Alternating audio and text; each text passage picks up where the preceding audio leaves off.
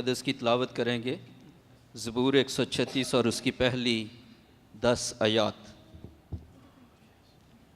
और खुदावंद का कलाम यूँ फरमाता है, खुदावंद का शुक्र करो क्योंकि वो भला है, कि उसकी शफ़क़त अबदी है।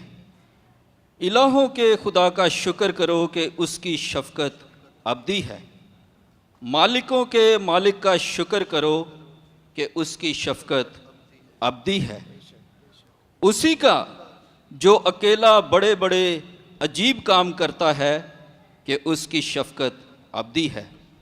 उसी का जिसने दानाई से आसमान बनाया कि उसकी शफ़क़त अबदी है। उसी का जिसने ज़मीन को पानी पर फैलाया कि उसकी शफ़क़त अबदी है। उसी का जिसने बड़े बड़े नैयर बनाए कि उसकी शफ़क़त अबदी है। दिन को हुकूमत करने के लिए आफ़ताब कि उसकी शफ़क़त अबदी है। रात को हुकूमत करने के लिए महताब और सितारे कि उसकी शफ़क़त अबदी है।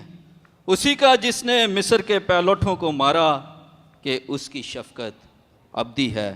खुदा उनके ज़िंदा कलाम के पढ़े सुने जाने पर उसकी बरकत हो। आमीन।